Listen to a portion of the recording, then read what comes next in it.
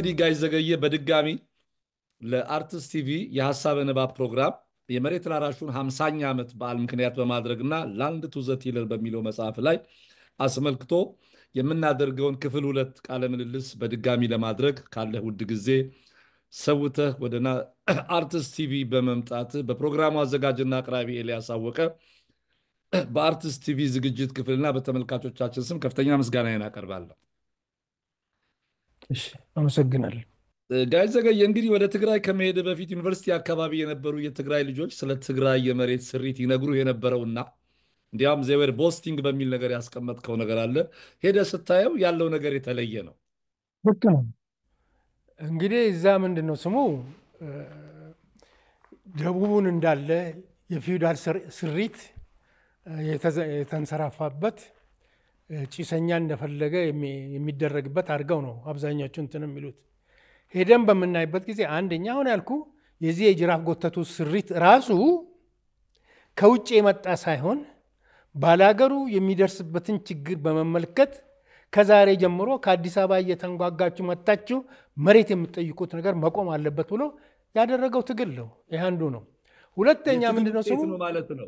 አሁን የትግራይ ጭቁን አርሶ አደሮች የትግል ውጤት ነው። የትግል ውጤት ነው። የትግል ውጤት ነው። ይሄንን እኮ ምንድነው ስሙ አንድ ሪሰርቸር ቁጭ ብሎ ቢናገርና በመናምን ውጤቱ ያደረጉት ትግል እስከ መጨረሻው ባይሄድ እነዚህ ሰዎች እንትን ነው የገጠር መሬት አዋጅ ደግሞ ሌሎች የሚሉት ምንድነው ስሙ በዚህ በርስት ሀገር ጭሰኛና ባለርስት የሚባል ነገር የለም።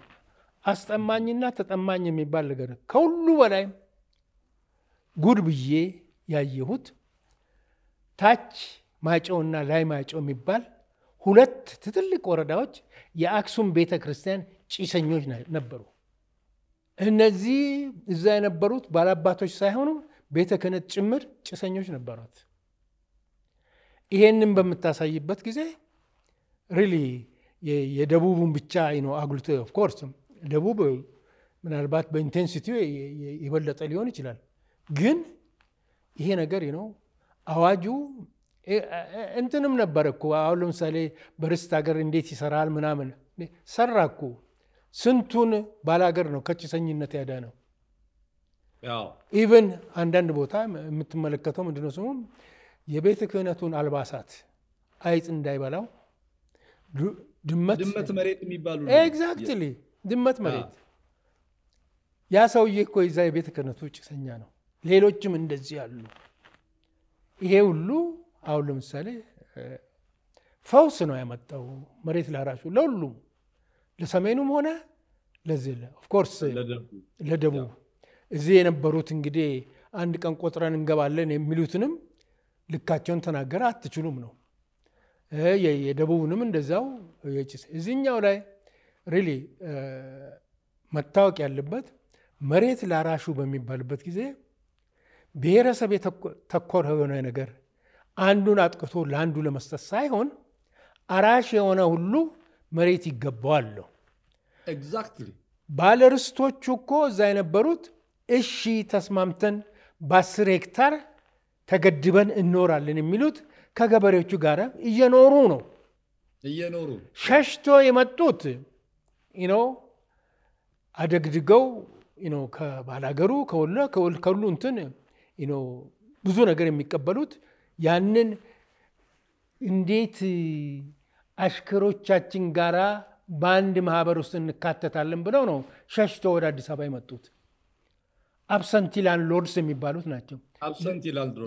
ሌሎቹ ግን እዛው አካባቢ ሌሎች ጭሰኞች ነፃነታቸው ሲያገኙ አብሮ ነፃነታቸውን አገሮ እየሰሩ ነው። ይሄ ምክንያቱም እንደሰው ኢጋሊቴሪያን የሆነ ነው። አሁን ለምሳሌ ብዙ ቲዮሪ አለ የመሬት ይዞታ ወደ ድሮ እንመለስ የሚባል ነገርም አለ። ድሮ ባለርስት የነበረው አሁንም ባለርስት ይሁን እሱ አይደለም። ይሄ ላራሹ መሬት ላራሹ ነው ለሚያርሰው ብሔረሰብ አላለም ምንም አላለም። ማህበርን በሚቋቋሙበት ጊዜ ይሄ ኦሮሞ ነው ይሄ አማራ ነው ይሄ ዶርዜ ነው ይሄ ወላይታ ነው አላለም። በጋራ ነው አንድነት እንትን ያሉት። ትልቁ ነገር አሁን ጋሽ ዘገየ አብረህ ያነሳኸው ነገር ነው። አሁን ይኸውልህ ይሄ መሬት ላራሹ በኢትዮጵያ ታሪክ ውስጥ ከፍተኛ ስር ነቀል አዋጅ በመሆኑ 85 በመቶ በላይ የነበረውን የኢትዮጵያ ጭቁን ገበሬ የሚያርሰውን መሬት ቢያንስ የደርግም ራሱ የጭሰኛ ቢሆን አዋጁም ራሱ ጥያቄ የሚያስነሳ ነገር ቢኖረው ዞሮ ዞሮ ብዙዎች የታሪክ ሽሚያው ላይ ነው ያተኮሩት። አሁን ለምሳሌ በኦሮሞ ብሔርተኞች በኩል ኦነግ ይሄንን ነገር ዴሊቨሬትሊ ቅድም መልሰዋል። ዴሊቨሬትሊ ካሞፍላዥ አድርጎ መሬት ላራሹን እንዳሳወጀ ነው። አሁን እንዳልከው ለሁሉም ኢትዮጵያውያን የኢትዮጵያ ገበሬ ኦሮሞ፣ ትግራይ፣ አማራ፣ ጠቅላላ የኢትዮጵያ ብሔር ብሔረሰቦች ጭቁኖች ናቸው። በዚህ ላይ ያለ ነው። ይሄ ጋሻ በራ የማነ አብ ያልኩ ይኸውልህ ለውጥ ናፋቂው ህይወቴ በሚል የጻፈው መጽሐፍ ላይ ምን ይላል? ገጽ 56 የጭላሎ እርሻ ልማት ድርጅት ባልደረቦች በነሐሴ ወር 1966 ዓ ም ለደርግ አስተባባሪ ኮሚቴ ያቀረብነው የገጠር መሬት ይዞታ ማሻሻያ ፕሮግራም በስድስት ወሩ አንዳንድ ለውጦች ታክለውበትና የህግ ቅርጽ ይዞ የገጠርን መሬት የህዝብ ሀብት ለማድረግ የወጣ አዋጅ በሚል የካቲት 25 ቀን 1967 ዓ ም ታወጀ ይላል። እንግዲህ የወቅቱ የመሬት ይዞታ ሚኒስቴር ይህንን ዶክመንት ተቀብላችሁ ነው? ኖ እኔ እንግዲህ ምክንያቱም መሬት ይዞታ ሚኒስትር ከሆንኩ ሁሉም ነገር የሚመጣው በእኔ በኩል ሊሆን ይችላል፣ በቋሚ ተጠሪ ይሆናል።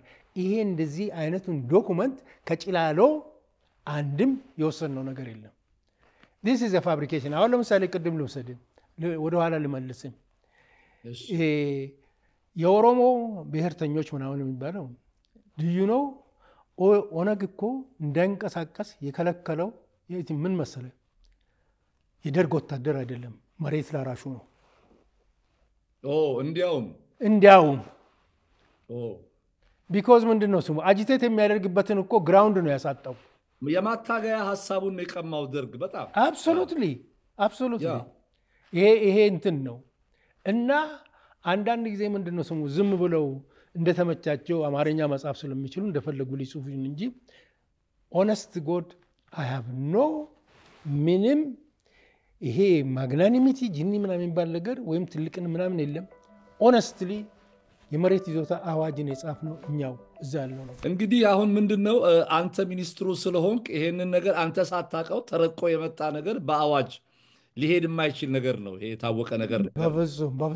በፍጹም ምክንያቱም ምንድነው ስሙ አዋጁን ዲፌንድ ያደረግነው ነው በብዙ ደረጃ ነው። ደርግ ነው በዛን ጊዜ ነው ሁለቱ ሊቀ መናብርት ነበሩ። ለነሱ ሰፓሬትሊ ዲፌንድ የምናደርገው ነገር አለ።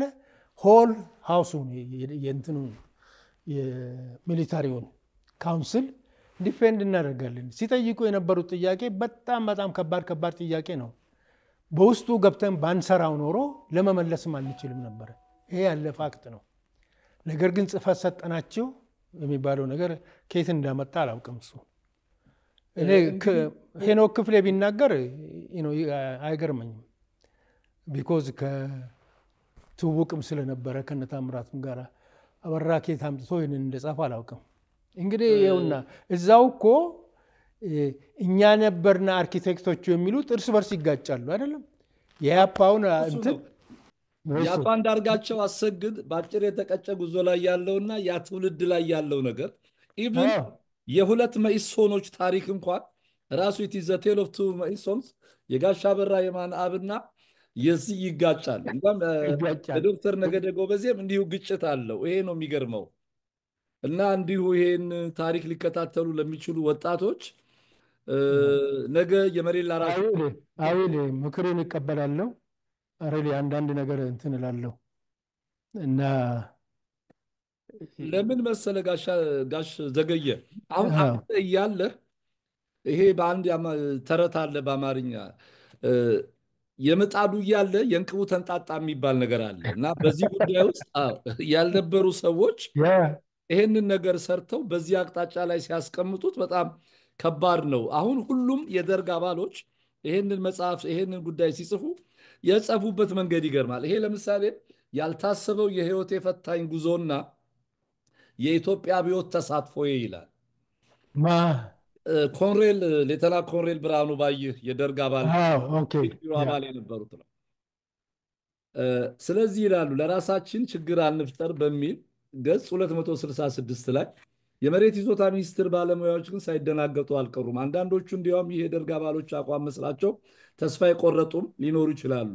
አለማንተ ቢገረምና ቢናደድም ስሜቱን ተቆጣጥሮ ረጋ ብሎ ከሞላ ጎደል እንደሚከተለው መለሰለት ይላል። ይሄንን ጥያቄ ያቀረበው መጀመሪያ መሬቱን ለጭሰኛ አስረክበን ባለርስቱ ምን ሊሆን ነው? እነሱስ ኢትዮጵያውያን አይደሉም እንዴ? እዚህ የመጣ ነው ከአንዱ ወስደን ለሌላው ለመስጠት ነው እንዴ? ይህ ልክ አይደለም። እነዚህ ሰዎች ይህን አዋጅ የሚሉትን ይዘው የመጡት እኛን ለማሳሳት ነው። እኔ አልቀበለውም ያለ የደርግ አባል ነበር ይላል። በኋላ ባለርስቶች ባዶ እጃቸውን አይቀሩም። አዋጁ በእርሻ ለመተዳደር ለሚፈልጉ ሁሉ፣ ለማረስ ለሚፈልጉ እስከ 10 ሄክታር መሬት የማግኘት መብት ይሰጣል ይላል። በኋላም ይቀጥልና ዓለም አንተ ጌታዬ፣ አዋጁ የተዘጋጀው ለኢትዮጵያ ሕዝብ በሙሉ ነው። ግቡም ጭቆናና ብዝበዛን ማጥፋት ነው። ገበሬው ለዘመናት ሲጨቆንና ሲበዘበዝ ኖረዋል። ደርግ ነው ይሄንን 10 ሄክታር እንዲሰጥ የወሰነው ይላሉ ሌተና ኮሎኔል ብርሃኑ ባዬ። እውነት ደርግ ወስኖ ነው ለእናንተ 10 ሄክታር እንድትሰጡ ያላችሁ? ቅድም እንዳልኩ እንግዲህ በዛን ጊዜ ነው የጭላሎ እርሻ ልማት ድርጅት ዓላማውም ሁሉንም ስራውም በሚሰራበት ጊዜ አብዛኛው ከጭሰኞች ጋር ነበረ። 10 ሄክታር ለእነ ሄኖክን ጠይቀን አንድ ገበሬ በራሱ ጉልበት በራሱ በሬና በቤተሰብ ሊያርስ የሚችለው መሬት ምን ያህል የሚለውን ነገር ከነሱ ነው ያገኘን እንጂ ደርግ ከየት አምጥቶ ነው የሚሰጠን?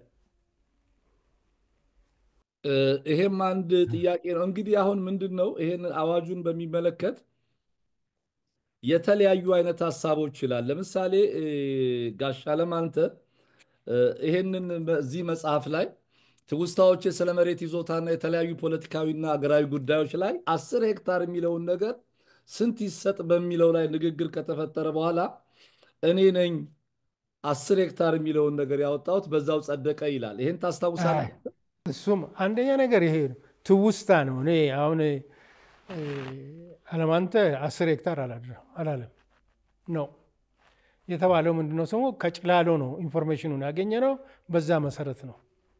በሂዘ ሎየር አይደለም እንዴ? በምታይበት ጊዜ በእርሻ ላይ የነበሩ ሰዎች በየቀኑ የገበሬውን ኑሮ የሚያዩ ሰዎች የሰጡትን ነገር 10 ሄክታሩን ከየት አምጥተህ ተሰጠ ብትለው አለማንተም የሚያገኘው አይመስለኝም። 10 ሄክታር ከየት ነው? 10 ሄክታር እኮ ማለት ቀላል ነው። አሁን እንዳልከኝ የጭላሎ እርሻ ልማት ድርጅት ለእናንተ ያቀረበው ጥናት ከሌለ ያስረከበው አዋጁን እነሱን ኮንሰልት አድርጋችኋቸው ነው 10 ሄክታር? እኛ ጠይቀን ነው። ቢኮዝ ምንድነው ሰው በዛን ጊዜ ከጭሰኞቹ ጋር በብዛት የሚሰሩ እነሱ ስለሆኑ ጭላሎ፣ ስለዚህ የትኛውን ኮንሰልት አድርጉን ብለን ነው የጠየቅናቸው እንጂ ሌላ ነገር አምጡ አላለም። እኛ ኦኬ። ስለዚህ 10 ሄክታር በወቅቱ እነሱ ያስቡት የነበረ ጥናት ለእናንተ ቀርቦ ነው 10 ሄክታር የተባለው። ደግሞ ግምትም ወስደናል። እንግዲህ አንድ የገበሬ ቤተሰብ በቤተሰቡና ባለው በሬ በሚገባ ለማረስ የሚችለው መጠን ምን ያህል ነው? ምናልባት ትንሽ ጨመር አድርገን ይሆናል፣ ግን መሰረቱ ከጭላሎ የመጣ ነው። ይኸውልህ እንግዲህ ምን ይላል ጋሻ አለማንተ ገጽ 86 ላይ በሁለት ጽንፎች መካከል ለአንድ ገበሬ 10 ሄክታር የሚለውን አማራጭ ያቀረብኩት እኔ ነበርኩ። ይህን አማራጭ ያቀረብኩት በኢትዮጵያ በተለያዩ አካባቢዎች የአንድ መለስተኛ ገበሬ ይዞታ ከ2 እና 3 ሄክታር የማይበልጥ መሆኑን የመሬት ስሪት መምሪያ በተለያዩ ክፍለ ሀገሮች ያደረገውን የጥናት ውጤት መሰረት በማድረግ ነው። በአብዛኛው ስፍራ አንድ ገበሬ በራሱና በቤተሰቡ አቋም ሲበዛ ቢውል ከ5 ሄክታር በላይ አርስም ነበር። ይህ አማራጭ ሚኒስትሩ በጠሩት ስብሰባ ተካፋይ የነበሩት በአብዛኞቹ ባለሙያዎች ስለተደገፈ የገጠርን መሬት የህዝብ ባደረገው አዋጅ እንዲካተት ሆነ ይላል። ይሄ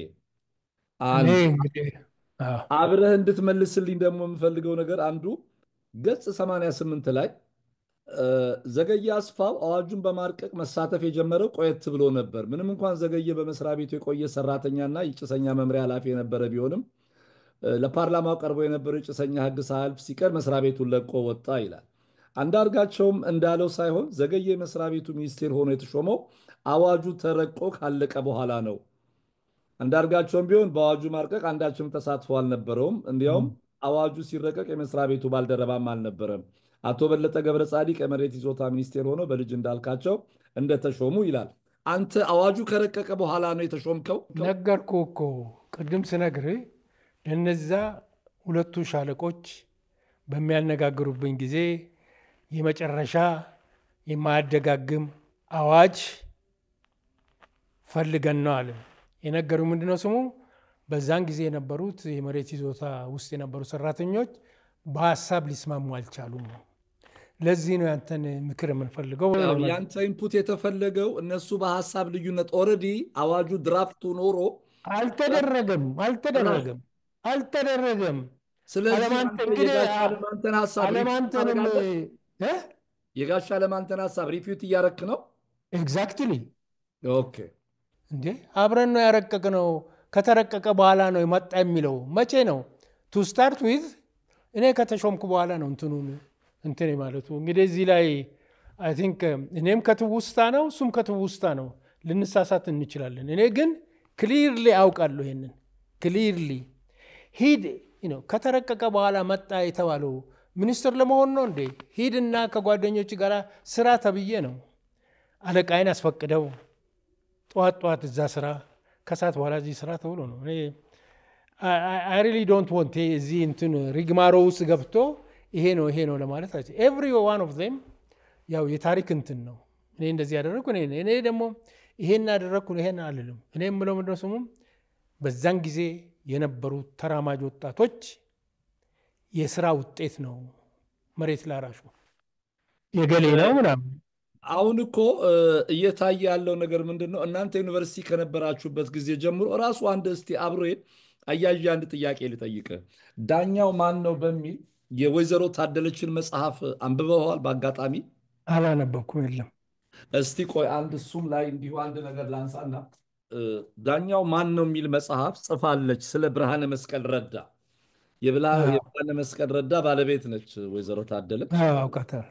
እና እሷ ምንድነው ያቀረበችው ነገር መሬት ላራሹ የሚለውን ጽንሰ ሐሳብ ለመጀመሪያ ጊዜ ላንድ ቱ ዘ ቲለር የሚለውን ሐሳብ ያመጣው በተማሪ ንቅናቄ ላይ ብርሃነ መስቀል ረዳ ነው ትላለች። እውን እንግዲህ እናንተ እያላችሁ ብርሃነ መስቀል ነው ወይ የዚህ ሐሳብ ባለቤት? በሌላ በኩል ደግሞ እንደዚሁ እንግዲህ ሀፓዎች በሚጻፉበት ላይ አሁን ይሄ ታሪኩ ነው የሚገርመው። እና እስኪ ያንተ አስተያየት ምንድን ነው ጋሽ ዘገይ? እኔ ቱ ቴል ዩ ዘ ፋክት የዚህ እንትኑ መሬት ላራሹ የሚለው ነገር ኦሪጂኑ ከማን እንደመጣ አላውቅም። ነገር ግን በተማሪ ሙቭመንት ውስጥ ከሚነሱት አንዱ ትልቁ ዲማንድ መሬት ላራሹ ነበር። ይሄንን ብርሃነ መስቀል ያምጣው ከበደ ያምጣው ዘለቀ ያምጣው አላውቅም እሱን እውነቱን ለመናገር ቢኮዝ ነው ይሄ ነገር ሀቅነትማ ቢኖር የትግራይ ገበሬዎች ናቸው ብዬ ቁጭ አደርጋለሁ።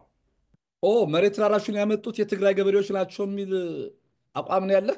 እኔ ቅድም የነገርኩህ ምንድን ነው ስሙ ጅራፍ ጎተት የተባለው እና መሬት ላራሹ የተባለው ኦልሞስት አንድ ነው። መሬቱ ላይ ቁጭ ብሎ ለማያርስ ገበሬ አንሰጥም ነው ያሉት አይደለም እንዴ? መሬት ላራሹ ምንድን ነው? ናና ቁጭ ብለ የሚሰጠን እንትን ተብሎ ወደኋላ አርሰ ብላ ነው መጣ አርሰ ብላ ነው። ይሄ ነገር ብርሃነ መስቀል እስኬት ነው የሚያመጣው? ያኛው እስኬት ነው? ውጭ ሀገር በተደረጉት ሬቮሉሽን ባይዘገየ የሚያነጋግረው እሱ ነው። ለአንቱ አሁን የቬትናም አብዮት ከኢትዮጵያ አብዮት ከ1974 በፊት የነበረ ነው። ለአንድ ቱ ዘ ቲለር ተቀንቅኗል። እዛ ትርጉሙ ካልሆነ መሬት ላራሹ የሚለው እና አሁን እኮ በሁሉም አቅጣጫ የታሪክ ሽሚያ መኖሩ ነው ትንሽ አስቸጋሪ ሆነው።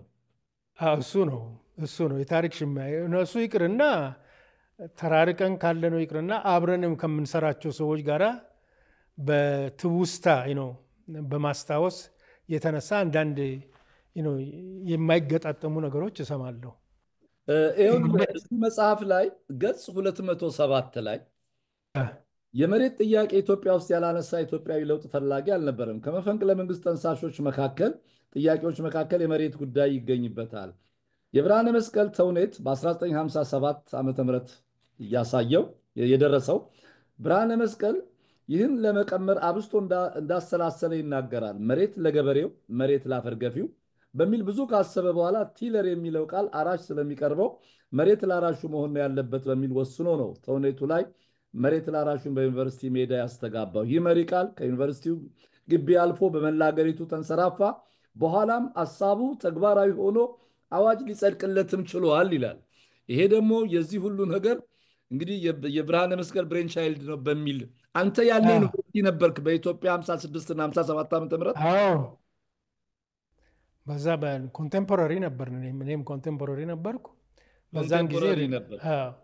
መሬት ላራሹ የሚባል ነገር ሊነገር ይችላል፣ ግን ማን ነው ኦተር ያደረገው እንትን አይደለም። እንዳልከው እኮ ቅድም ብለሃል፣ ይሄ ነገር ቪየትናም ቀደም ብሎ ወስደዋል። ከዛ የወሰዱትንም አመሳስሎ እንትን ሊያደርጉ ይችላሉ። ግን እኔ እውነቱን ለመናገር ኦተርሺፑ የዚህ ነው ብዬ ለመናገር በጣም ያዳግታል። ቢኮዝ ሁሉንም ክሌም ነው የሚያደርጉት። አሁን በብሔረሰቦችም አካባቢ ያ የኔ ነው የሚል ደግሞ ግሩፕ ሊነሳ ይችላል። ዋናው ነገር ያለመታደል ነው እንጂ ይሄ የታሪክ ሽሚያውን አቁመን ሪሊ ያ ጄኔሬሽን ነው ብንል ለወጣቶቹም የሚጠቅመው እሱ ነው። በትብብርና በምናምን የተደረገው ስራ እኔ ነኝ የሰራሁት እኔ ነኝ ሬኮሜንድ ያደረኩት የሚለው ነገር ሪሊ እንትን ቢባል እኔ አሁን ለምሳሌ እድል አግኝቼ እንደገና ይሄንን የመሬት ይዞታ እንትን ብጽፍ የምጽፈው ኦሪየንቴሽን ቶታሊ የተለወጠ ነው። ይሄ ምን እኮ ማግናኒሚቲ በሌላ ነገር ይደረጋል። ነገር ግን የአንድን ጄኔሬሽን ታሪክ የአንድን ጄኔሬሽን ለዓላማና ለፍትህ መዋደቅ የኔ ቤቢ ነው ብሎ መናገር አይ ቲንክ የሚያሳፍረኝ ነው።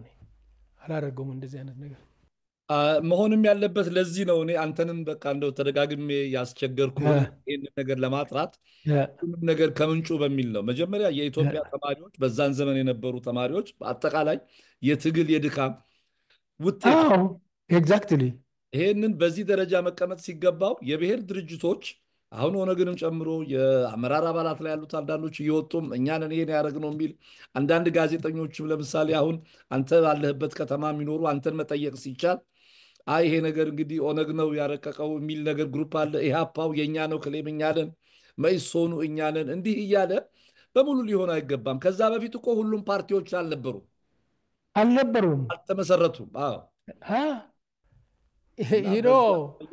ሀቀኞቹ አሁን ለምሳሌ ኦነግ እንትኖች እነ ሌንጮን ብታናገራቸው ትክክል ነው የሚሉት ቢኮዝ የእነሱን አድቫንስ ቶታሊ የገታው እሱ ነው። እሱም ብቻ አይደለም የዋቆ ጉቶ መጀመሪያ እንቅስቃሴ መሬት እንቅስቃሴ ነበረ። ሲዳማሙስ እንደዚሁ ነበረ፣ ጌዲዮሙስ ነበረ። ያንን ሁሉ ወደ ሌላ መልክ እንዳይዛወር የተፈለገው ከተገኘ ተብሎ ህዝቡ ነው እንትን ያደረገውና እንዲያውም ማዘማተር ኦፍ ፋክት የነሱ ሪታርድ ያደረገው አብዛኛው ምንድነው ስሙ የደርግ ውሳኔ ነው። ከደርግ ጥይት ይበልጥ የመሬት ይዞታ አዋጅ ነው ብዙዎቹን እንዲረግብ ያደረገው ብዙ ችግሮችን። በኦነግ ፖለቲካዊ እንቅስቃሴ ላይ የመሬት ላራሹ አዋጅ ትልቅ ኢምፓክት አለው ነው ያልከኝ አሁን? አዎ። ይሄ እንግዲህ በኋላ የማታገያ ሀሳቡን ከተነጠቀ በኋላ ወደ ድል ለመምጣት ረጅም ዓመት በትግል እንዲቆይና እንዲያሳልፍ ይሄ አዋጅ ተጽዕኖ ፈጥሯል ትላለህ? አብሶሉትሊ የወሰድክ እንደሆነ ማንኛውም የፖለቲካ በሚሆንበት ጊዜ ቤዙ ምንድነው ስሙ ኢኮኖሚክ ኢንጀስቲስ ነው።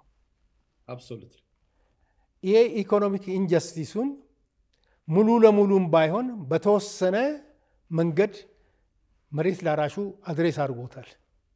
መሬት ላራሽ አድሬስ አድርጎታል። ስለዚህ ምንድነው ስሙ አሁን ተነስቶ የአዳን ገበሬ ተነስ ምንድነው የምትለው ነው የሚለው። ቢኮዝ ምንድነው ስሙ ህይወቱ ቆርቁዞ የነበረው በዛ በባላባትነት ስርዓት ስለሆነ ያ ከላዩ ከተነሳ የሚተርፈው ምንድነው ስሙ በራሱ ጥረት ሰርቶ ህይወቱን የመለወጥ ጉዳይ ነው። በማንም ሊያመካኝ አይችልም፣ እና በእንደዚህ አይነት ነገሩን ብናየው የተሻለ ይሆናል የሚል እምነት ይሄ አለ። እኮ ትክክል ነህ። ለኢህአፓ ሊዋጉ የመጡት በኋላ ታውቃቸዋለህ፣ አቶ ተስፋዬ መኮንን ከሆላንድ የመጣው እና አበበ አዎ በየነ 7 አዎ ሆነው መሬት ላራሹ እኮ ሲታወጁ ነው። በቃ ከእንግዲህ የኢትዮጵያ አብዮት ጥያቄ በተማሪው እንቅስቃሴ እንጮህለት የነበረው መሬት ላራሹ ነው። ከእንግዲህ የሚያዋጋና የሚያታግል ነገር የለም በሚል ነው። አብረው የተመደቡትም ሶስቱም ልጆች ግብርና ውስጥ ማሌሪድ አብረን ነበር። ነበሩ። አዎ ማሌሪድ ሆነው እንዲቀጥሉ አዎ ነገር ያደረጉት የስ ይሄ የስ ነው። በኋላ ታዲያ አሁን ብዙዎቹ የደርግ መጽሐፍት አሁንም ብዙ ፖለቲካ የሚጽፉ ዘገየ አስፋው ኦነግን ወክሎ የኦነግ አራማጅ ሆኖ ነው ሚኒስቴር የሆነው ይላሉ። አንተ ያኔ ኦነግ ነበርክ? በኋላ አይደሉም እንግዲህ ኖ የነበርከው ኢጫት ነበርክ። አንተ በኢጫት ነው የታሰብከው። እጫት ነበርኩ። የኢትዮጵያ ያውም ደግሞ ጭቆኖች ምንድነው አብዮታዊ ትግል ረኮሜንድም ሲደረግ አድርገውም እንደሆነ አላውቅም። ይኖ ሰው እኮ ምንድን ነው ስሙ በዛን ጊዜ ለሚኒስትርነት ሬኮሜንድ ሲያደርጉ ኦልሬዲ 5 ዓመት ነው 6 ዓመት መሬት ይዞታ ውስጥ ሰርቻለሁ። ሰርተሃል? ዊስኮንሲን እንዳውም ዩኒቨርሲቲ አዎ ዊስኮንሲንም ከነበሩት አድቫንስ ስተዲ ከወሰዱትም ሲኒየር ነኝ። ስለዚህ አት ሴም ታይም ደግሞ ያኔም ሆኖ ምንድነው ስሙ የባለርስትና ጭሰኛ አዋጅ መምሪያ ኃላፊ ስለነበርኩ ሬኮሜንድ ማድረጉ እንትን ሊሉ ይችላል። እኛ ምርጫ ነበር በወቅቱ ማለት ነው። ያን ጊዜ አይ ቲንክ እኮ ይሄን ያህል ትልልቆቹ ነው እንጂ እጫት በዛን ጊዜ ተመስርቷል። ዋናው ነገር እሱ ያው የኢትዮጵያ ጭቁኖች የጭቁን ህዝብ ትግል ነው። ግን ማን ሬኮሜንድ እንዳደረገኝ እኔ በአሁኑ ጊዜ በፍጹም እንትን አይደለም። እንግዲህ ምንድነው ስሙ ኦሮሞ ተናጋሪ ስለሆንኩ ኦሮምኛ ተናጋሪ ስለሆንኩ ይፈልጋል አንድ ጥግና ሲይዘው የሚል ነው። ከእንደዛ አንጻር የተነሳ ነገር ነው እንጂ እኔ በፍጹም በእንትን አይደለም። ደግሞ ከማናቸውም ይበልጥ የዚህን የገጠሩን ህዝብ ኑሮ አውቀዋለሁ። ዘመዶቼ ሁሉ ባለርስቶች ነበሩ። አንተም የባለርስት የመሬት ከበርቴ ልጅ እኮ ነህ አንተም ቢሆን ነኝ። ያው ስለዚህ ኑሮውን በመጽሐፍ አንብቤ ሳይሆን የጭሰኛውን ኑሮ በሚገባ የማውቅ ሰው ነኝ እና በኦሮሞነት እንትን ማለትም አይደለም እዛ ቦታ እንትን ያልኩት ደግሞ በእንደዚህም ኮንሰፕት አስቤም አላውቅም እና የሚያዋጣን መቼ ነው አንተ ኦነግን ጆይን ያረከው? አይ ሪሊ ዶንት ኖ እኔ ከእስር ቤት ከተፈታ በኋላ ነው ወይስ እስር ቤት ከእስር ከወጣ ነው ወይስ እስር ቤት ሆነ ነው? ብዙዎች አሁን ዘገየ አስፋውን ኦነግ ነው የሚሉት እና በኋላም በሽግግር መንግስቱ ኦነግ ሲመጣ ያው የግብርና ሚኒስትር ሆነ መሾምህ በኋላም ከሽግግር መንግስቱ ሲወጣም ጥለህ ወጥተህ 1 ዓመት ቆይተህ ተመልሰህ መምጣትህ እነዚህ ዘገየ አስፋው ኦነግ ነው ለሚሉ ሰዎች እንደው ይሄ እንደዚህ የሚወራውን ነገር አንዳንድ እኮ ያደረግኩትን አክሽን ቢወስዱ ከሽግግሩ መንግስቱም እኔ ከሽግግር መንግስትም ውጡ በሚባልበት ጊዜ ዳይሬክትሊ የተነገረኝ የለም። ውጡ ስለተባለ ሄድኩ። ነገሩን አይቼ ተመለስኩ ሀገሬ እና ከማንኛውም የፖለቲካ ፓርቲ ይልቅ በህገ መንግስቱ 1993 ኮንስቲቱሽናል ሜኪንግ ፕሮሰስ ውስጥ መጥቼ የተሳተፍኩ ሰው ነኝ። በዛን ጊዜ ኦነግ አልሳተፍም አለ አይደለም እንዴ? መጥቼ ተሳተፍኩ። ግን ምክንያቱም እዚህም ያሉት ሰዎች በመሬት ላይ አንድ ወረቀት አቅርቡ ስለተባለ ያንን ለማቅረብ ነው የመጣሁት እና ድርጅቱም ከዛ ወደ እንትን ነው። እኔ አንዳንድ ጊዜ ግራ ይገባኛል ገሌ እዚህ ነው ገሌ ነው ቢኮዝ በአስተሳሰብህ ከአንዳንዶቹ ጋር እንትን ልትል ትችላለህ እና እንግዲህ ምንድነው ስሙ መታሰሬ እኮ ራሱም እንትን በጣም የሚገርም ነገር ነው። በማላውቀው ነገር ነው። በተጻፈ ደብዳቤ አዎ ልጁን አመጣ የተባለውን ነገር እስከሚሞት ደብድበውት አልሰጠሁትም ነው ያለው። ሄደና ቆላውን ቆርጥም ነው የተባልኩት እኔ they couldn't trace anything። ግን ዘገየ እዚህ መጽሐፍ ላይ እንደምታነሳው መንግስቱ ኃይለማርያም ይወዱሃል፣ ትቀራረባላችሁ፣ ታከብራቸዋለህ። እንዲያውም አንድ ቦታ አሳሪህን በሚገርም ደረጃ በጣም ሚዛናዊ በሆነ መንገድ ክሪቲካል የሚታዩ ቢሆን ኮሎኔል መንግስቱ ታሪካቸው በተለየ ሁኔታ መጻፍ አለበት የሚል ሀሳብ አራምደሃል። ይሄ እንዴት ነው? እኔ ምንድን ነው ስሙ አንድ ሰው በጠቅላላ በመፈረጅ እንትን አልናገርም። አንድ ሰው ብዙ ነገር ሊኖረው ይችላል። መንግስቱ ኃይለማርያምን ኮንዴምን የማደርግበት ምክንያት አለኝ። በሂውማን ራይትስ ቫዮሌሽን ኮንዴም አደርገዋለሁ። ነገር ግን ለኢትዮጵያ ሕዝብ በኢኮኖሚ በሌላ ነገር ለመስራት ባደረገው ጥረት ፓርትን ፓርስልም ስለነበርኩ አድማሪ የማደርገው ሰው ነው። ሁለተኛ ምንድን ነው ስሙ የሰው እንትን ይቀበላል፣ አድቫይዝ ይቀበላል። አሁን ለምሳሌ የምነግር ነገር በጣም የምወደው በጣም የማከብረው ታጋይ የነበረ ልጅ የወላይታው ሰለሞን ዋዳ ሲሞት ሲገደል ሄጄ ጠይቄዋለሁ። ምን ነው አንተንም በመተማመን ነው ይህንን ሁሉ የመሬት ይዞታ እና እንደዚህ ጋንግ አፕ አድርገው ሲገሉት እንዴት? እሱም ያለኝ ምንድን ነው በማጆሪቲ ቮት ተበልጬ ነው ያለኝ፣ በድምፅ ብልጫ። ጋሽ ዘገየ አመንከው ኮሎኔል መንግስቱ ኃይለማርያም ይሄን በማለቱ እጅግ በጣም በሐሰት አስፈላጊ አመንኩት። ለምን እንዳመንኩት ልንገርህ። እሺ። ሌላ ጊዜ እንደዚሁ እንትን ላይ ምንድነው ስሙ ግራር ላይ ስቀሉት ተብሎ ትእዛዝ ወስደው ወደ ወለጋ ሲሄዱ ሊገደል የነበረ ሰው አምልጦ የመሬት ይዞታ ሰራተኛ ነው እኔ ጋር መጣ። ይሄ ልጅ ምንም ያደረገው ነገር የለም። ገበሬውን ኦርጋናይዝ አድርጎ ገበሬው ስለ መብቱ መናገር ጀመረ። በኋላ ከዚህ ግራር ላይ ስቀሉት ተብሎ ነው አሊ ሙሳ ታዘው ሄዱት። ያ ልጅ መጣ። በሚመጣበት ጊዜ ማንም አንተም ልታምነኝ ትችላለህ፣ ማንም ሊያምን አይችልም። ሄድኩና ሰለሞኑ እንደዚህ ተገደለ። ይሄ ሁለተኛ የመሬት ይዞታ ጀግና ልጅ ነው ሊገደሉ ስለው ምንድን ነው ያለኝ ታውቃለህ? ደብቀው ነው ያለኝ። በ82 ዓመት የምዋሽበት ምንም ምክንያት የለም። መንግስቱ ደበቅኩት። አዎ ደብቀውና እኔ ጊዜው ሲሻሻል አውጣ ስለው ታወጣዋለህ አሉ። ደበቅኩት። ከጊዜ በኋላ ተመልሶ ወደ ስራው ገባ። መንግስቱ ኃይለማርያም እንዳለ ልቀቀው ለምን ደብቀው አሉ ላይሉ ይችሉ ነበር? የሚያሰጋቸው ነገር ነበረ።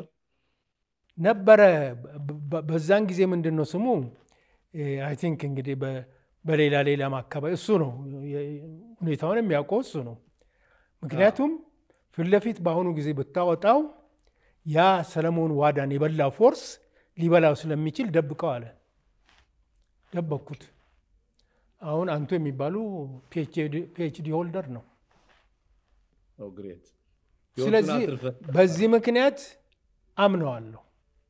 ሁለተኛ ደግሞ መንግስቱ ምንድን ነው ስሙ ካውንስሎስ በነበርኩበት ጊዜ በአንዳንድ ወይም ነው በቤተሰብ ችግር በምናምን ፓርቲሲፔሽን በሚቀንስበት ጊዜ እንኳን ጠርቶ ነው ፓርቲሲፔሽን ቀንሷል ብሎ እንትን የሚል ሰው ነው። ቅርበት አለኝ። አምኖ ነው እዛ ያስቀመጠኝ። እኔም የታመንኩበትን ነገር ነው በትክክል እንትን አለው። አንድ ቀን እድሜ ከሰጠኝ ግን ብዙ የምጽፈው ነገር አለ ስለሱ።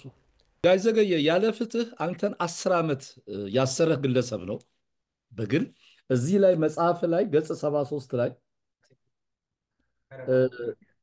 ደርግ ፌቨር ያጣህበትን ነገር የምትገልጽበት ነገር አለ። shocked that I was arguing with Mengistu and then it was Lij Mikhail Muru, an educated aristocrat who was appointed as prime minister after the Derg collapse, who spoke up in support of what I had said even though Mengistu was present. He said Zagaye is correct. In other countries, villagization takes place more or less around the national boundaries. In places where your border is threatened, you can settle farmers to defend the border as well as farm the land. The sort of villagization you are planning never works. Mengistu said the discussion stops here. We are not going to discuss this anymore.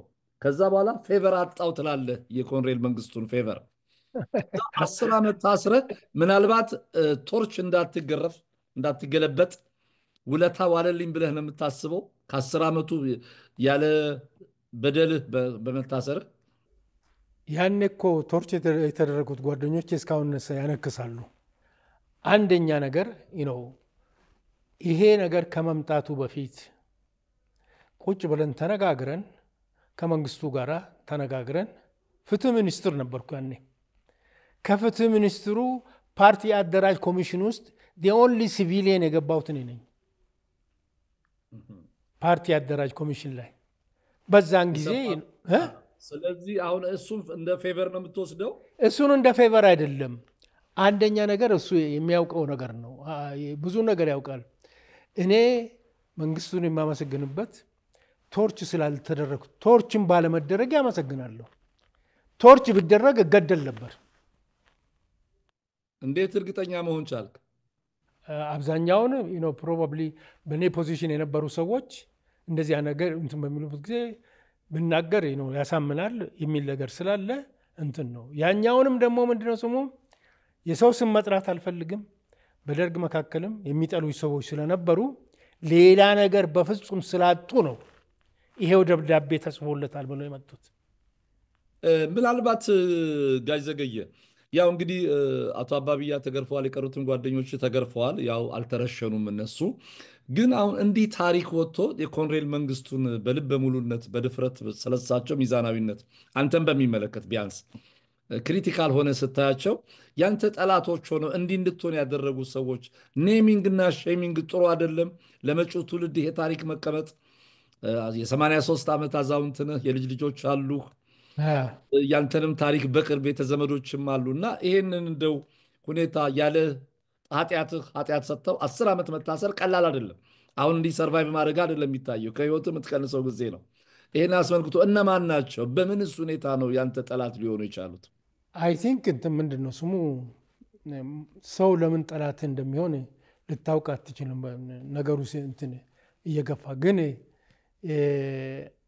አንደኛ ራሱ ፕሮባብሊ አብረን ከምንሰራው ሚኒስትሮች መካከል ያቀርበዋል ብሎ የሚገምቱ ሰዎች አሉ። በዚህ ምክንያት ጥላቻ ሊፈጠርባቸው ይችላል። ይሄ ወደ ቅናት ሊሄድ በሚችል ደረጃ ማለት ነው። አዎ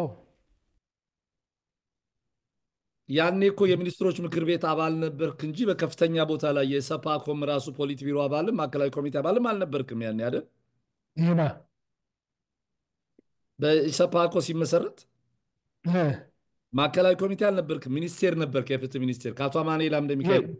አቶ አማኑኤል አምደ ሚካኤል ከወጡ በኋላ ነው ፍትህ ሚኒስቴር የሄድኩት። በዛን ጊዜ 1 ዓመት ተኩል እዛ ሰራው። አቶ አማኑኤል እኮ ጋሽ ዘገየ እስከ መጨረሻው ነበሩ። ምክንያቱም ደርግ 76 10ኛው አብዮት በዓል ሲከበር አንተ እስር ቤት ሆነ እኮ እሳቸው አሉ ስልጣን ላይ። አዎ አሉ፣ ስልጣን ላይ ነበሩ እሳቸው። ያኔ እኮ እኔ እሳቸው አዝ ኤ ማተር ኦፍ ፋክት ሪፕሌስ ያደረኩት ፍትህ ሚኒስቴር እሳቸውን ነው። እሳቸው ያኔ ዴፒቲ ፕራይም ሚኒስተር ሆነው ነበር ሲያገለግሉ የነበሩት። ከዛ በኋላ ከ1970 እስከ 1 ዓመት ተኩል ድረስ ወደ 72 ድረስ እዛው ነበርኩ። ከዛ ወጥቼ ነው የኢሰፓኮ እንትን አባል የሆንኩት። እንደ አት ዘ ሴም ታይም እዛም ምንድነው ስሙ የገበሬዎች መምሪያ ኃላፊ ነበርኩ። እዛ ስሰራ የነበረው ብዙ አልሰራህም። ታዲያ በዚህ እሳቸውን የኮሎኔል መንግስቱ ቅርብ ስለሆንክ እንደ ፖለቲካ ባላንጣ ያዩህ እንደው ይሄ በልጆች ላይ ይሄ እንደ ሲብሊንግ ራይቫል በሚመስል የለም እንደ ጦጣ አስጣይ ሆነው አንተ ከአካባቢው እንድትርቅ ያረቁት ሰዎች ስማቸው መጠቀስ የለበትም ትላለህ? አይ እኔ አብዛኛዎቹ ሞተዋል። ምን ያደው ወንቱ እነሱ ስም ማንሳት አልፈልግም። እውነቱን እኮ ለመናገር ምንድነው እውነቱን ለመናገር ከብዙዎቹ ጋር አብሬ ሰርቻለሁ። በምታሰርበትም ጊዜ ይሄ ትክክል አይደለም ብለው የካቢኔ አባል የነበሩ ሰዎች የተናገሩልኝ አሉ። አንዳንዶቹ በህይወት አሉ፣ አንዳንዶቹ ሞተዋል። በህይወት ያሉትን ነገር ሰዎች አመስግኛለሁ፣ እግዚአብሔር ይስጥልኝ ብዬ እና ከተፈታ በኋላ ያው አመስግኛለሁ። ምክንያቱም they really spoke on my behalf ነው የምትሉት ሰው አይደለም እሱ ብሎ የተናገሩልኝ ሰዎች አሉ። አቶ ካሳ ገብሬን ልኮ ድምፅህን ቀርተው ወስደው ነው እንግዲህ ምናልባት ለኮሎኔል መንግስቱ አሰምተው እንድትፈታ የተደረገው። ድምፅ መቅረጽ ለምን አስፈለገው? አቶ ካሳ ገብሬ ድምፅህን መቅረጽ ለምን ፈለጉ? እኔ እንግዲህ እሱ የራሱ እንትን ነው። ምናልባት ነው ኦቴንቲሲቲን ለማረጋገጥ ከ10 ዓመት በኋላ ወዳጅህ የነበሩት ኮሎኔል መንግስቱ ዘገየ አስፋው በምን አይነት ስሜት ላይ ይሆናል የሚለውን እንደው ድምፅ ኦቴንቲክ የሆነውን ያንተን ድምፅ ኢንቶኔሽኑን ማወቅ ፈልገው ይሆን? እኔ አላውቅም በእውነቱ። እንግዲህ ምንድን ነው ስሙ እዛ አካባቢ እኮ የመታሰራችንም የመፈታታችንም ሁሉ ኦልሞስት እንደ ፌሪ ቴል አይነት ነገር ነው። ማናስፈታ ማን ነው ታውቃለህ? አንተም እንግዲህ እዚህ ነበር ወጣት። መስከረም 3 አይደለም እንዴ በየቀኑ እንትን የሚባለው? አዎ መስከረም 3 መስከረም 3 ነው። እና ከመስከረም 3 4 በኋላ እፎይታ ይመጣል አይደለ? ለአንድ ዓመት ትቀመጣለህ። እና ወሬው ያለው ወሬ ምንድን ነው ስሙ ኤቭሪ ይር የሚገደሉት ሰዎች መካከል የሚቀርብ ፋይሎች ነበሩ። ከዛ ውስጥ እንግዲህ የእኛም አይኖርም ለማለት አልችልም በእውነቱ። ቢኮዝ ቶሎ ገፍቶ ወደዛ እንትን ለማለት ነበረ። አዶት ነው ቬሪ ኮምፕሊኬትድ ነው። ግን ካሳ ገብሬን በጣም ነው የማከብረው የማመሰግነው። ካሳ ገብሬ ካውንስል ላይ ብቻ አይደለም የምንተዋወቀው 300,000 ሚሊሺያ ዘማቾች ውስጥ እሱ የኮንስትራክሽን ኃላፊ ሆነ፣ እኔ የምግብና የሌላ ሆኜ ታጠቅ ጦር ሰፈር አብረን ገብተን ብዙ የሰራን ሰው ስለሆነ አከብረዋለሁ። በጣም የማከብረው ሰው ነው። ሀቀኛም ነው። የሊቀመንበሩም የቅርብ ወዳጅና ከእሳቸውም ጋር የመቀለድ እና የቅርበት ነገር አላቸው የሚባሉ ናቸው አቶ ካሳ ገብሬ። እሱ በተፈጥሮው አቶ ካሳ ገብሬ ነው ተጫዋችና ማሳቅና ምናምን የሚወድ ነው። ከዛ በላይ ግን ቅርበቱ ምንድን ነው ስሙ የሚሰራው ነገር አለ። መስሪያ ቤቱን በሚገባ እንትን ይላል። በአንዳንድ ክሪቲካል እርዳታ በሚፈለግበት ቦታ ላይ ይገኛል ካሳ። በዚህ ምክንያት ይሆናል የሚወዱት። ምናልባት እንግዲህ ማዕከላዊ ታስረህ ሌተና ኮሎኔል አርጋው እሸቱ እና አንዳንድ መርማሪዎች በጨካኝነታቸውና በጨራቅነታቸው የሚገለጹ መርማሪዎች ለአንተ ስስ ነበሩ። ምናልባት እንደው ሊቀመንበሩ ዘገየን አትጉዱብኝ በሚል መመሪያ ተሰጥቷቸው ይሆን ለሌተና ኮሎኔል አርጋው?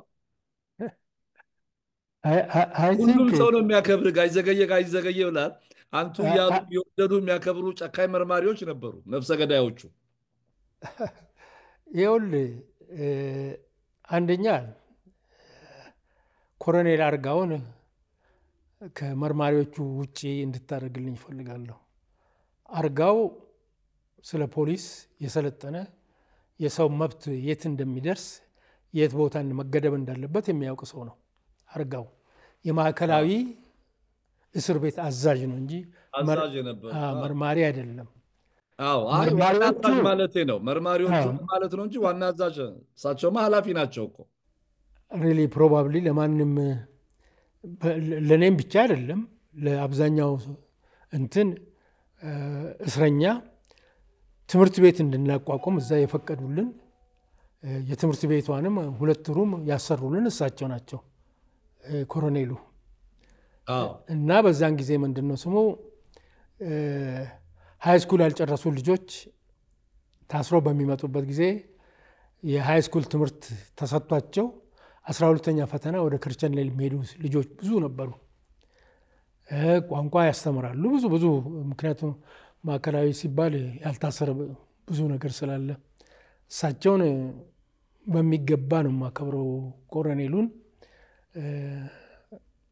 ውዚን ባለው ህግ መጠን ሁሉንም እንትን የሚሉ ነው። ተደባዳቢዎቹ አሉ ኦፍኮርስ እነሱም መደብደብ ፕሮባብሊ ተጽናውቷቸው ይሆን ወይም ትሬኒንጉ እንደሆነ አላውቅም። አንድ ያው የምታውቃቸው ናቸው እኮ የማዕከላዊ መርማሪዎች ከመጀመሪያ ስትገባ ጀምሮ ማደናገሪያ ዱላ ነው ያላቸው። እና አለኩኝም አንተ አልታልካ ያንተ እንዴ አንተ አቶ አሰፋ ጫቦ የተወሰኑ ሰዎች ነበራችሁ እኮ ተከብራችሁ። አሁን አንተም እዛ ሰው አክብሮ ነው ያለው። ያው እኛ ልጆች ነን እንዲህ ባለበት ሁኔታ ግን ያው እንዲሁ የመጣበትን ሁኔታ ስንመለከት የገጠሙ ነገሮች ናቸው። ሌላ ግን አሁን በጣም ብዙ ሰው ይህን ፕሮግራም የሚሰሙ ተመልካቾች በጣም ይደነግጣሉ። መንግስቱ ኃይለማርያም እንግዲህ በብዙ ሺህ ወጣቶች ደም መፍሰስ የሚጠየቁ ሰውዬ አቶ ዘገየ አስፋው 10 ዓመት ታስሮ ከወጣ በኋላ በምን አይነት ሁኔታ ነው እንደው እንዲህ አይነት ስሜት ለሱ ያደረው የሚል አስተያየት ይኖራቸዋል። ነገርኩ እኮ የነገርኩ ምንድን ነው ስሙ መንግስቱን ለማየት በብዙ ፈርጁ ተመልከት ነው። አንደኛ ፈርጅ በሰብአዊ መብት ጥሰት ኮንዴምን የማደርገው ሰው ነው ብያለሁ። እነዛን ህፃናት አስሮ መግደል ምናምኑን ኮንዴምን አደርጋለሁ ነው። በሌላ በኩል ደግሞ በማህበራዊና በኢኮኖሚ በኩል የሰራውን ነገር አደንቃለሁ ነው። አሁንም ወደ ግራ ዘመን ፖለቲካ ነው እንዲህ አመለካከት ጋሽ ዘገየ? እንዴት ከልጅነት ጀምረ ስትታገልበት የነበረው ለጭቁኖች ለአርሶ አደሮች እንግዲህ ባለበት ሁኔታ ላይ አሁን የደርግን ስርዓት አንተ ልተቸው ስትል እንዴት ነው የምተቸው? ክሪቲካል ሆነ ብታየው ያን ስርዓት እንዴት ነው የምታየው? እኔ ክሪቲካል ሆኜ ባየው ነገርኩ ቶታሊ ኮንዴምን አደርጋለሁ። በወጣቶች ላይ ያደረሰውን በሌሎችም አዛውንቶች ላይ ያደረገውን ለምሳሌ ያንተ ሜንተርህ ያክስትህ ልጅ ሽብሩ ሰይፉን ገና ሊሰራ በሚችልበት በወጣትነት ከአሜሪካን ሀገር መጥቶ እየሰራ ያው እንግዲህ ደብድበው ፖሊስ ሆስፒታል እንዴት አድርገው እንደሆኑት እንዲያውም እኔን የምታደንቁ ከሆነ ማድነቅ ያለባችሁ ሜንተሬን ነው በሚል ልብህ የተነካበት ሀዘን ነው መጽሐፍ ላይ ያስቀመጥከው። እና እንዲህ አይነት ንጹሐን ዜጎች እንደሚያፈሰሰን ስርዓትና መንግስት አንተም እንድትገነዘብልኝ የፈለግኩት ምንድን ነው፣ አንደኛ በሽብሩ መሞት እንዳልከው ምንድን ነው ሜንተሬ ነው። ሜንተሬ ብቻ አይደለም የስጋ ዘመዴ ነው። ታላቅ ወንድሜ ነው። የእሱን አገዳደል ኮንዴምን አደርጋለሁ። ለዚህ ነው በአጠቃላይ በሰብአዊ መብት አያያዝ ሰብአዊ መብት እየተጣሰ በተፈጸመው ግድያና ስቃይ መንግስቱን ኮንዴምን አደርጋለሁ የምለው። በሌላ በኩል ግራ ዘመምነት አይደለም። መሬት ይዞታን ማውጣቱ ግራ ዘመምነት አይመስለኝም።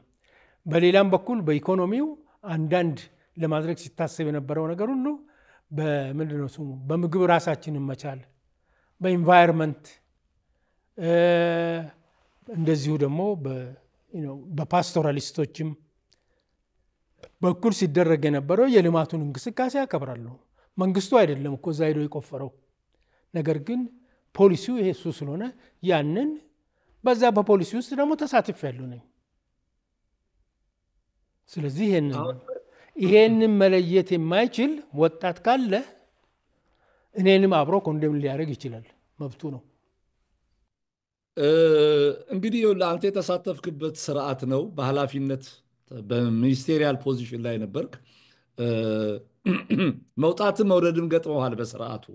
አሁን ይህንን ፕሮግራም የሚከታተሉ የሚመለከቱ ወጣት ልጆች ሊያዩት የሚገባውን ነገር በሚመለከት እንደው አንስቶ ለማለፍ ያክል ነው። ምክንያቱም ምናልባት ታስረን ከነበርን ሰዎች ውስጥ ለመጀመሪያ መንግስቱን በሚዛን ለማየት የሞከረ አንድ ኢትዮጵያዊ ያየሁት ጋሽ ዘገየን ነው ማለት እችላለሁ። ምክንያቱም ሁሉንም ነገር ሰይጣን ነው ብሎ ማስቀመጥ ባይቻልም አብዛኛው ነገሩ ግን አገሪቷ ውስጥ ለተፈጠረ ምስቅልቅል ሁኔታ በጣም እንደው ተጠያቂ የሆነ ቁንጮ መሪና ስርዓት እንደው በዚህ ደረጃ እንዴት ሊታይ ይችላል የሚልም ነገር ስለተሰማኝ ነው። ማንም እኮ ምንድነው ስሙ ጃስቲሱን ፐብሊክሊ ወጥቶ እንዲያገኝ የሚጠላ የለም። ከሁሉ በላይ ደግሞ በሰብአዊ መብት ነገር ሲሰራ የነበረው በቀይ ሽብሩ ነጭ ሽብሩ ምናምን ሁሉ ለዚህ ሁሉ ተጠያቂና ኮንዴምን የሚደረግ ነገር ነው። ትንሽም ብትሆን ደግሞ አንዳንድ የልማት ጠጠር የወረወረበት ቦታ አለ። አሁን መሰረተ ትምህርትን በሚመለከት በጣም የተለያዩ አስተያየቶችን በሚመለከት የሚታይ ደርግ ባይሆን አይሰራውም ነበር የሚባሉ ስራዎች አሉ። መሰረተ ትምህርትንም ጨምረ በጣም ብዙ ነገሮችን አብሮ ማለት ነው። ይሄን ለማለት ነው። ሌላ እስኪ አንድ አጨቃጫቂ ነገር ነበር። ሰለሞን ዋዳን አሁን ይሄ የደበከውን ሰው ኃይሌ ፊዳ ጋራ ቤቱ ትሄድ ነበር። ዳት ኢዝ የአለማንተ ገብረስላሴ ፋብሪካ ነው። ይሄ ነገሩን አንብበኸዋል? አዎ። ኦኬ። እና ዘገየ ነገረኝ ያለው አረ ነገር በፍጹም የት እንትን ብሎ አንደኛ ሰለሞን ከዛ በሚሸሽበት ጊዜ እውነቱን ልንገርህ ስልክ አዎ። ይደውል ነበር። ስልክ ለእኔ ይደውላል። እኔም በደረስክበት ቦታ ደውልልኝ፣ የሚቻል ከሆነ ህይወቱ የሚድንበትን መንገድ ለመፈለግ ነው። ከዛ ወዲያ ስልኩንም አልደወልም፣ ጠፋ። ጎንደር ላይ ተይዞ መጥቶ እዚህ መገደሉን ብቻ ነው የሰማሁት እንጂ ኃይሌ ፊዳ ጋር አየሁት። አንዳርጋቸውና ኃይሌ ፊዳ ቤት አብሮ አልሄደም ነበር?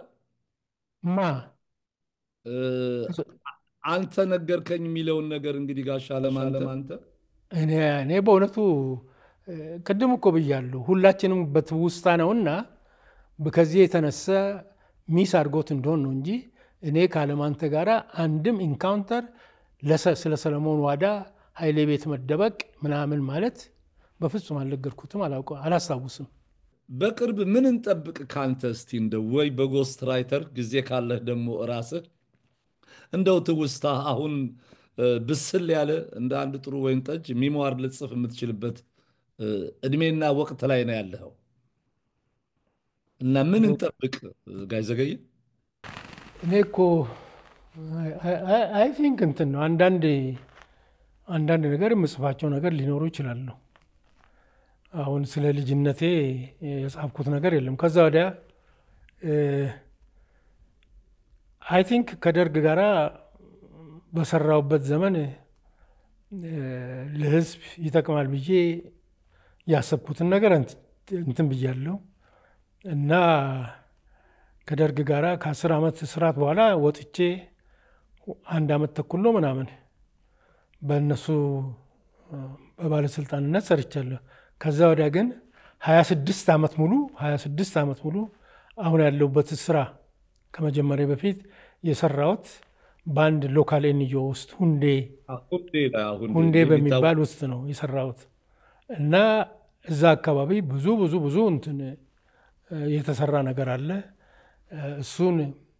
እሱ ሁንዴ ብቻ አይደለም፣ ማይክሮ ፋይናንስ ቡሳ ጎኖፋ የሚባል እንደዚሁ አቋቁመን እሱም ከዜሮ ካፒታል ተነስቶ እስከ በአሁኑ ጊዜ ትልቅ የገጠሪቷ ሴቶች ወጣቶች የሚረዳ ድርጅት ስለሆነ እዛ አካባቢ ማዕት ውጣ ውረድ ነበረ።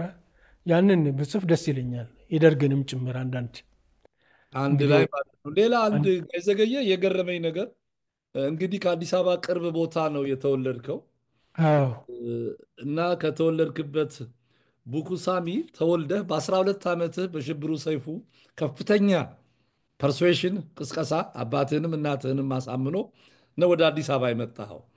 እዚህ አንድ የአንተ ፓርትነር ከአንተ ጋር አብሮ ይሰራ የነበረው ጋሽ ዘገየ ኦሮምኛ አይችልም ነበር። እንዲያውም ሁንዴ ከመጣ ነው በጣም በቃ እየጎበዘ ሄደዋል። ገረመኝ። አንደኛ ቋንቋ ነው ኦሮምኛ ቲዝ የሚያደርገኝ እንትን አንደኛ በአሁኑ ጊዜ ኦሮምኛ መቻልና ለመቻል ክላሲክ ኦሮምኛ መናገር አልችልም። ቢኮዝ አሁን ለምሳሌ ጊዜው የወለዳቸው ቮካቡላሪዎች አሉ። ፕሮባብሊ አላውቅ ይችላለሁ። ሞደርን ክላሲክ ኦሮምኛ የሚባሉ አሉ። እነሱን አላውቅም፣ ግን ኖርማሊ ለመግባባት ኦሮምኛ እንትን ነው። ይህንንም የጻፈውን ልጅ ቲዝ የሚያደርገኝ ነው። ኦሮምኛ ተምረሃል ለምደሃል እያለኝ። ቤተሰብ አለ? አልጽፍም። ስለዚህ በኦሮሚፋ ሊትሬት አይደለህም ማለት ነው። አትጽፍም ማለት ነው። ማንበብ ታነባለህ? ማንበብ ሊትሬት አይደለሁም። አይ በጣም ትልቅ ነገር ነው። በተለይ አሁን የትግሉን አቅጣጫ ለውጠህ ሁንዴ ላይ መተህ ያጋጠሙ ነገሮች፣ በተለይ ህወሓት የሚመራው ኢህአዴግ ስልጣን ላይ በነበረ ጊዜ ያኔ ኤንጂኦ መስራት እጅግ በጣም ከባድና አስቸጋሪ ነበር።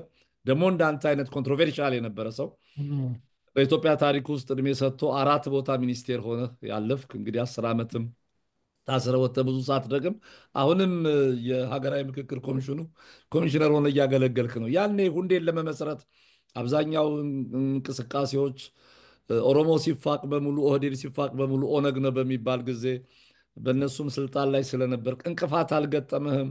በሰላይ ብዛት አልተቸገርክም? እንደው እንዴት ነበር ያሳለፍከው ያን ወቅት? እንግዲህ በ1995 ዓ.ም ነው ሁንዴን ያቋቋም ነው። በዛን ጊዜ በየመንግስት መስሪያ ቤት ውስጥ በኃላፊነት ላይ የነበሩት ሰዎች ሁሉ ኦነግ ሲመጣ ትሾማላችሁ ተብሎ ተባረው ነበር እና the only place ሊሄድ የሚችለው ወይም ገንዘብ ካለው ንግዱ ውስጥ ከሌለው ደግሞ ይህንን የረድኤት ድርጅት ውስጥ ሰርቶ ለመስራት ነው እና በዛን ጊዜ ያንን ረድኤት ድርጅት ያቋቋም ነው። እኔም ስራ አልነበረኝም። እንደዚሁም ከልዩ ልዩ ቦታ የነበሩት ልጆች አንድነት ሆነን ያንን ረድኤት እንትን ብለናል። በማቋቋሙ ችግር አልነበረም። ነገር ግን ስራ በምንጀምርበት ጊዜ የኦነግ ፓስ ፋይንደሮች ናችሁ እየተባለ ብዙ ችግር ነበር። ምክንያቱም አንደኛ የምንሰራቸው ክሪቲካል እንትኖች ነበሩ። በጣም ክሪቲካል ቤዚካሊ ትልቁ ችግር እንትን የነበረው በሴቶች መብት ላይ ነበር በብዛት የምንሰራው። የሴቶች መብት ደግሞ ካለው ባህላዊ አስተሳሰብ ጋር የሚያጋጭ ስለሆነ ያንን በምንሰራበት ጊዜ እኛ አሰራራችን ሌሎች እንደሚሰሩት ወርክሾፕ ኦርጋናይዝ በማድረግ የሴቶችን ችግር አንወጣም በማለት እና አባገዳዎችን ነበር ኢንቮልቭ የምናደርገው።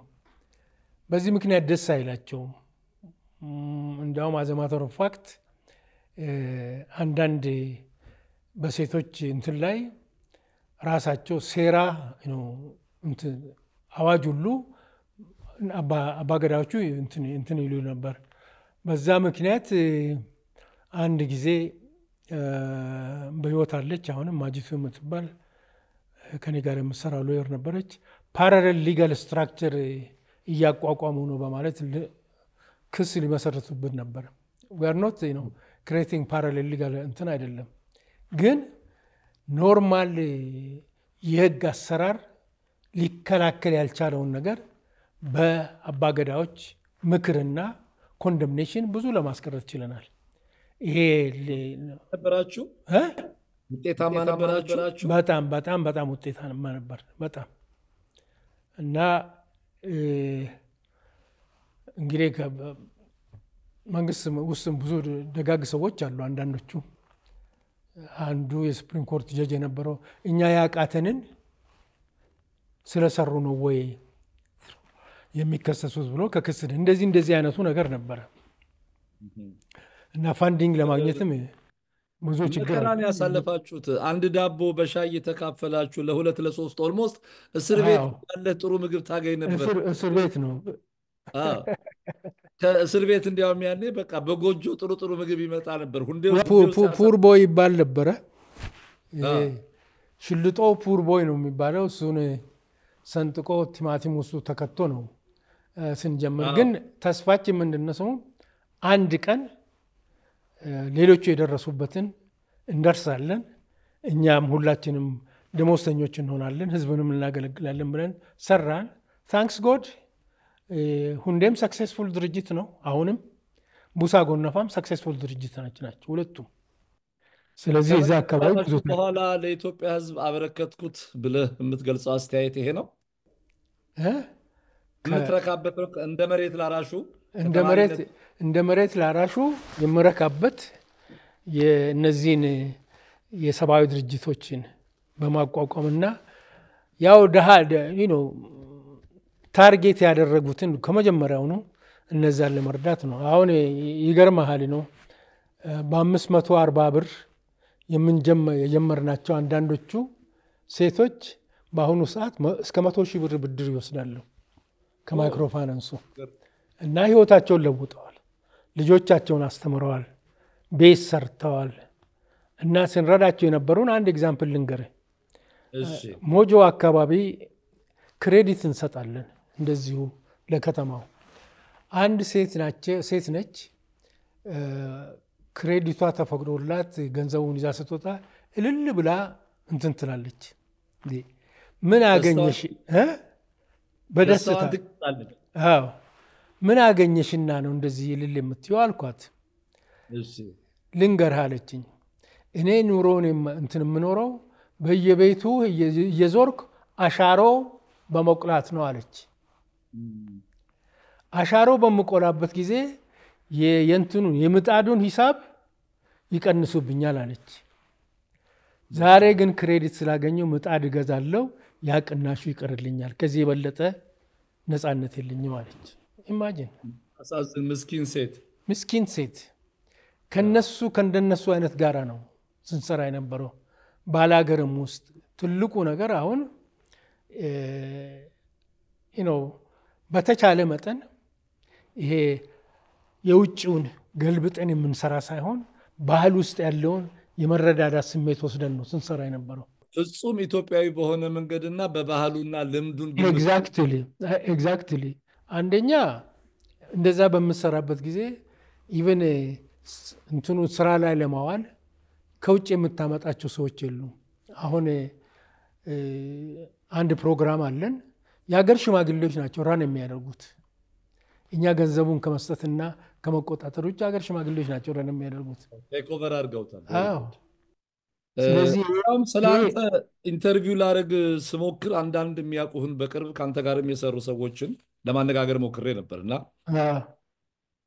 ጋይ ዘገየ አስፋው በጣም በዚህ የአብዮተኝነት ስሜት አለው ገንዘብ ላይ ጥብቅ ነው ይሄ ሌክዠሪ ነገር በኤንጂኦ ስም የሚገኝ ገንዘብ ጥፋት አስረሽምቹ መብላት መጠጣት ትልልቅ ሆቴል እየሄዱ ስብሰባ ነገር በማለት አያምንም መሬት ወርዶ ይሰራል ይላል እውነት ነው እኔ እንግዲህ ምስክርነት የሚሰጡ ሰዎች በተሰማቸው መንገድ ምስክርነቱን ሊሰጡ ይችላሉ እኔ ግን ለምኜ የማመጣውን በተለይ ለድሆች አደርሳለሁ የምለውን ነገር እዛኛው ላይ ማንም ሊያላግጥበት አይችልም እና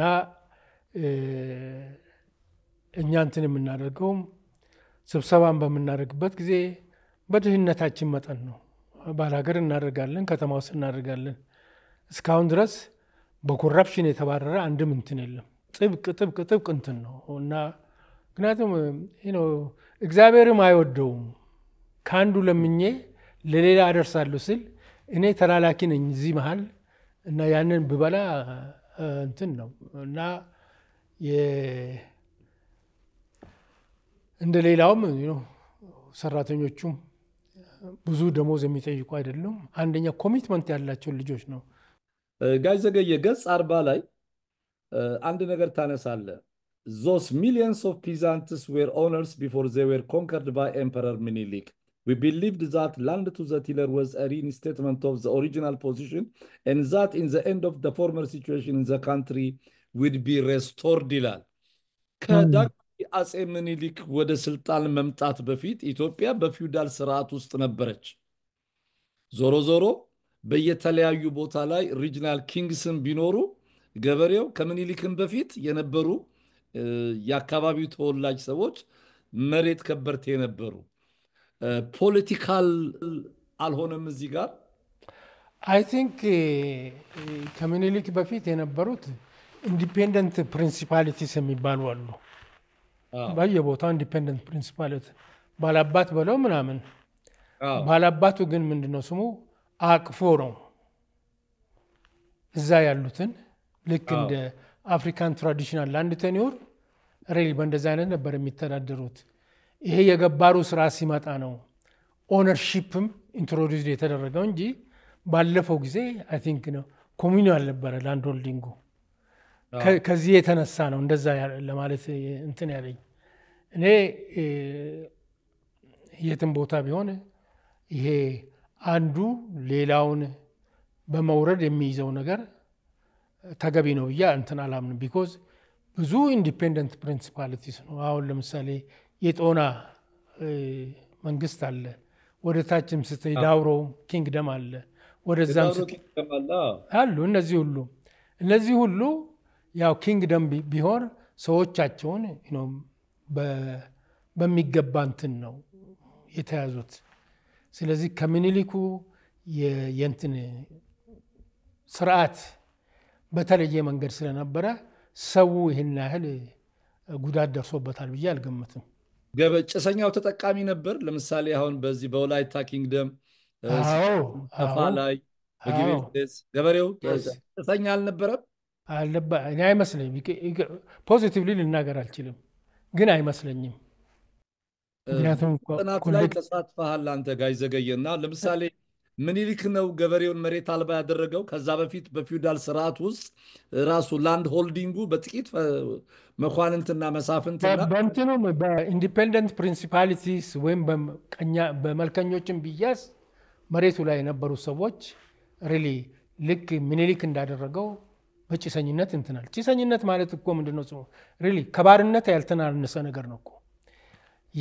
የመሬቱን ፍሬ ማካፈሉ ብቻ ሳይሆን ሚስቱም ጭምር የባለ ርስቱ ገረድ ነች፣ እሱም አገልጋይ ነው። ይሄ ነው።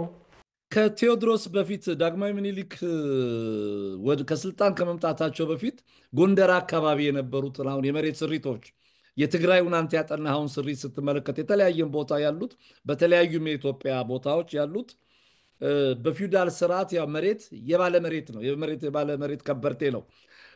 በዛ ደረጃ ከባርነት ከፍ ያለ ቦታ ነው የሚኖሩት ወይም እንደ ባርነት ነው የሚኖሩት እና ምኒልክ ያባሰው ነው የሚለው ምናልባት በመሬት ይዞታ ላይ ብዙ እንዳጠና ሰው ምሁራዊ አስተያየት ይሆናል ወይንስ ፖለቲካዊ አስተያየት? ፖለቲካል አስተያየትም ልትል ትችላለህ፣ ግን አው ኖት ኮንዶን ኮንከስት በደቡብ ላይ የተደረገው የኃይል ወረራ እዛ የነበሩትን ኢንዲፔንደንት ፕሪንሲፓሊቲስ ሁሉ ኦልሞስት ገባር ያደረገ ስለሆነ ያንም ማንም ኮንዶን የሚያደርገው ሰው አለ አይመስለኝም።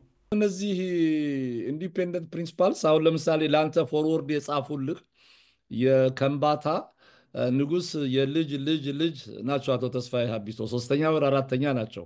በየአካባቢው ያለው ይሄ ምርጡ ዘር የተመረጠ አለ፣ አውትካስትድም ይሆናል። ያው ተራው ገበሬ በእንደ ኢትዮጵያ አይነት ሀገር ያለ ነው። አሁን ደጃች ማሩ ናቸው የአሞራ ግብር ብለው የጀመሩት በጌምድርና ሰሜን ላይ የማሩ ግብር የሚባል እንደዚህ አንዳንድ ቦታ ያለውን ለማለት ነው። ለማጠቃለል ግን አንድ ነገር ያስታወስኩት ጥያቄ የጻፍኩት እና አሁን ያስታወስኩት ይኸውልህ፣ ፕሮፌሰር መስፍን ወልደማርያም የመሬት ላራሹ አዋጅ ረቂቁን አይቼ የመሬቱ አዋጅ በሰሜንና በደቡብ ያለውን የመሬት ይዞታ ችግር ተመሳሳይ በማድረጉ ተመሳሳይ መፍትሄ በመስጠቱ ልክ አይደለም ብዬ ለመንግስቱ ኃይለማርያም ደብዳቤ ጽፌለት ነው ይላሉ። በኋላ ይሄን ነገር አንተ እንዴት ታየዋለህ? ከመንግስቱ ኃይለማርያም በኩል የደረሰ ነገር ነበር ወይ? ከደርግ ልዩነት ቢኖር ኖሮ የአዋጅ ከታወጀ በኋላ የሰሜኑ ህዝብ ይሸፍት ነበር። የማናውቀው ስሪት እኛ ላደረጋችሁ ተብሎ። ስለዚህ በዚህ አይነት ሁኔታ የፕሮፌሰሩ ማስተያየት ጥያቄ ላይ የሚቀርብ ነው። ኤግዛክትሊ። ለምን አሁን የሰሜኑ ህዝብ ታውቃለህ ግብር በዛ ብሎ ወይም በአንድ ምክንያት ነው ሬሊ ጠመንጃውን እንትን የሚል መብቱን ለማስከበር ይሄ የመሬት ስሪት መሰረታዊ የሆነ ነገር የሌለ እነሱ ላይ ኢምፖዝ በምናደርግበት ጊዜ ሬሊ ዝም ብሎ ለምን ተቀበለ ነው። ከዛም በኋላ ደግሞ አሁን በኢህአዴግም ጊዜ እንደገና ሪአሎኬሽን መሬት ተደርጓል። በሱም የተነሳ ምንም ችግር የተፈጠረ አይመስለኝም። ጋሽ ዘገየ እንደ መጨረሻ እናንተን በጣም ብዙ ሰው ትውልድ ይረግማል ያንን ትውልድ።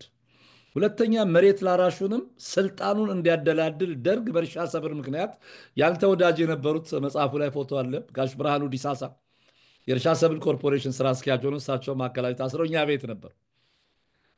እርሻ ሰብል ገበሬውን ይበዘብዝ የነበረ ድርጅት ነው ይባላል። መሬቱን ከግለሰብ ጭሰኝነት ወደ መንግስት ጭሰኝነት ለወጠው። ኢህአዴግም መጥቶ አሁንም ድረስ ኢትዮጵያ ውስጥ መሬት ለጥቂቶች መከበሪያ፣ የካድሬዎች መበልጸጊያ፣ ለፓርቲና ፕሪቪሌጅ ለሆኑ ሰዎች መንደላቀቂያ ነው ተብሎ ነው የሚታሰበው። በእኔ መቃብር ላይ ነው መሬት ፕራይቬታይዝ የሚደረገው መሸጥ መለወጥ የሚችለው ይል ነበር ኢህአዴግ። አሁንም እንደዛ ነው የቀጠለው። የሚቆጭህ ነገር አለ መሬት ላራሹ ላይ ይሄን ባደርገው በዚህ ቢስተካከል አፍተር ዘ ኤቨንት ኤቭሪቲንግ ኢዝ ፖሲብል። ኢንፋክት ካለፈ በኋላ ስታዩ አሁን በወጣትነት እድሜህ ራዲካል አመለካከት በነበረ ጊዜ ይሄን አዋጅ ላይ ግንባር ቀደም ተሳታፊ ዋናው አርክቴክት ነህ። ጉድለቱን እስቲ በምታነሳው ጥቀስልኝና ውይይታችንን እናጠናቅ። እኔ አሁን ለምሳሌ አለማንተም በመጽሐፉ ላይ በብዛት ሲያነሳ የነበረው ምንድነው ስሙ መሬት ላራሹ ዩስፍራክቸሪ ራይት ነው የሰጠው። በመሬቱ የመጠቀም የመሸጥ የመለወጥ አልሰጠውም። ይሄ ደግሞ ዴሊበሬትሊ ነው። እኔ በህይወቴ አይቻለሁ። መሬት ልታከራይ ምናምን ልትል ትችላለህ በሚባልበት ጊዜ በአንድ ከተማ ውስጥ የነበሩ አካባቢ የነበሩት ገበሬዎች ሁሉ መሬታቸውን እያኮናተሩ ብስክሌት የገዙበት ጊዜ አለ።